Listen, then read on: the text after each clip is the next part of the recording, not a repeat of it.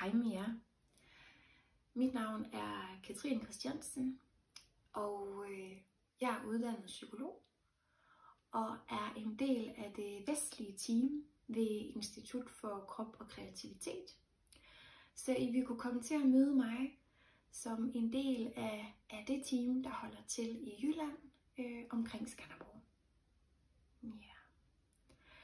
Og hvis jeg lige skal sige lidt om sådan min baggrund og min motivation i det hele taget for at arbejde med krop og kreativitet, så tænker jeg, at jeg jo nok altid har været sådan et slags barn og også ungt menneske, som har fordybet mig i forskellige kreative udtryk.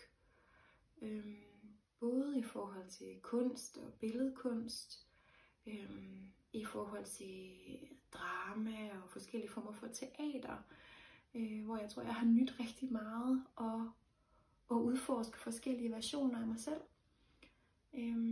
Jeg har også været meget optaget af forskellige former for dans og bevægelse, og generelt været optaget også sådan af eventyr og sagn og myter og de overleveringer, som ligger som en del af vores fælles kulturarv.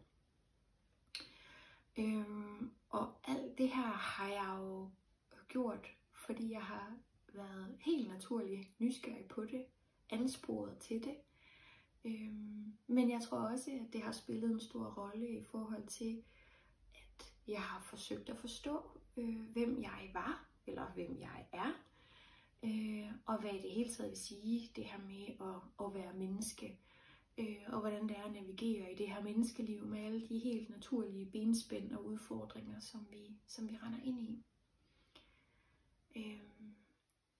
Senere på universitetet, der fandt jeg ud af, at det jo ikke bare var nogle oplevelser, som jeg var den eneste, der havde haft.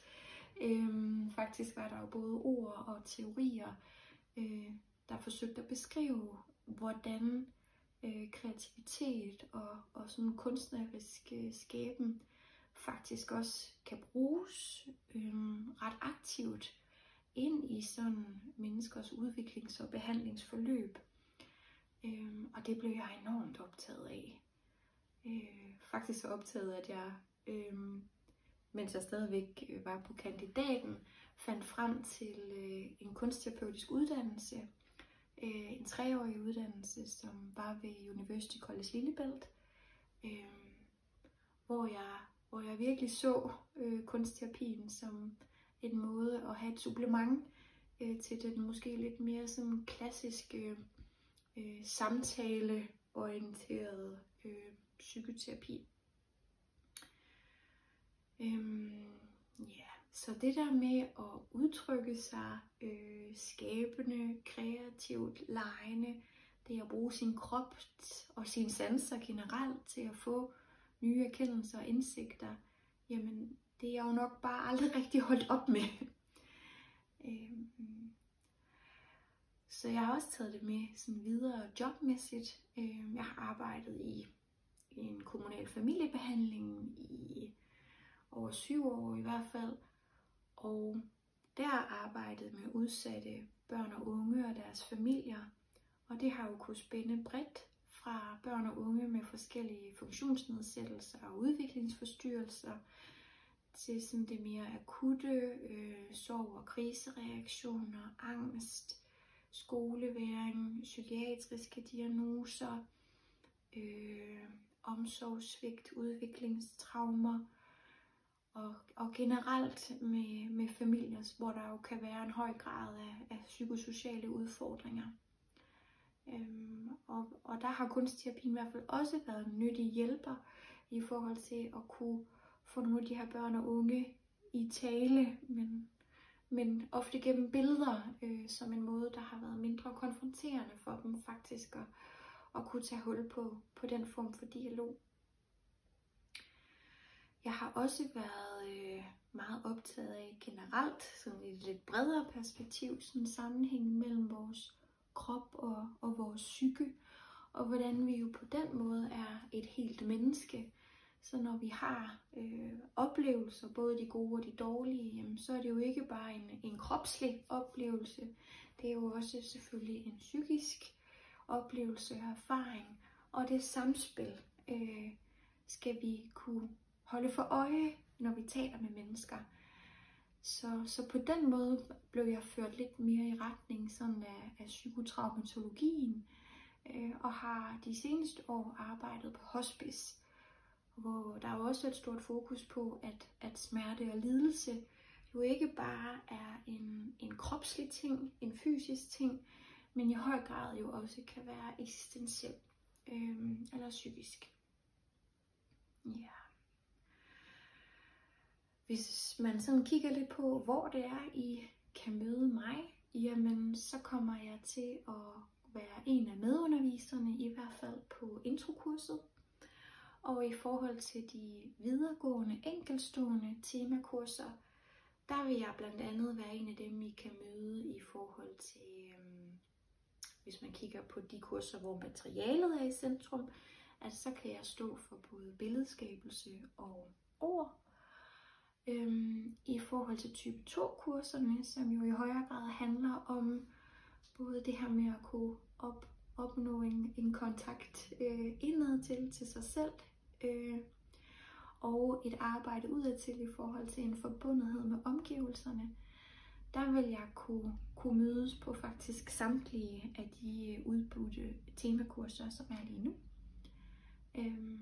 Og til sidst i type 3-kurserne, så er jeg en af dem, der vil have særlig fokus på den yngre målgruppe, et fokus på børnene. Ja. Og hvorfor er det egentlig vigtigt måske at blive ved med at holde det her med krop og kreativitet for øje? Så kan jeg i hvert fald selv opleve, at det som vi måske fra, hvad kan man sige, både i vores menneskelige natur og igennem evolutionen, hvis man kigger på det på den måde, at mennesker til alle tider faktisk har brugt kunst, kreativitet, sanselige fremstillingsformer og udtryk til faktisk at forstå sig selv og deres verden og omgivelser.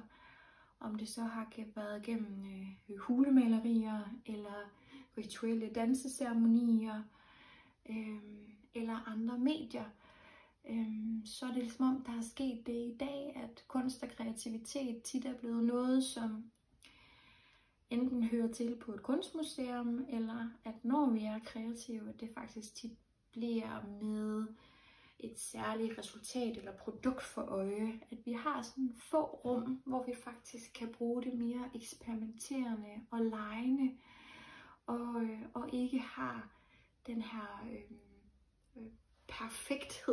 altså det her perfekthedsfilter lagt ned over, men hvor det faktisk kan være ren skaben.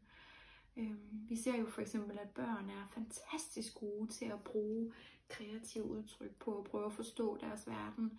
Om det så er, at de tegner tegninger af deres familie, eller modellerer deres hund i modellervoks, eller gennem rolleleje eksperimentere med forskellige positioner og få lov til at være den strenge mor. Og på den måde virkelig bruger de her udtryk på faktisk at danne mening i de indre oplevelser, de har og får. Og jeg tænker, at vi voksne kan savne det samme rum, fordi virkningen er lige så meget gældende for os. Og det vil jeg i hvert fald i høj grad gerne være med til at facilitere som en del af Institut for Krop og Kreativitet, at vi sammen kan skabe et præstationsfrit rum, hvor vi faktisk kan have gode betingelser for at mærke os selv, komme i ro, komme op i gear, hvis det er det, vi føler os kaldt til, men generelt åbner op for at kunne få en adgang til de indsigter, eller de ressourcer, eller den viden, som vi måske ikke altid står stille nok i livet til faktisk at kunne få fat på. Så det ønsker jeg i hvert fald i høj grad at være en del af. Ja. Men jeg ser rigtig meget frem til at møde jer alle sammen. og ønsker jer en god dag.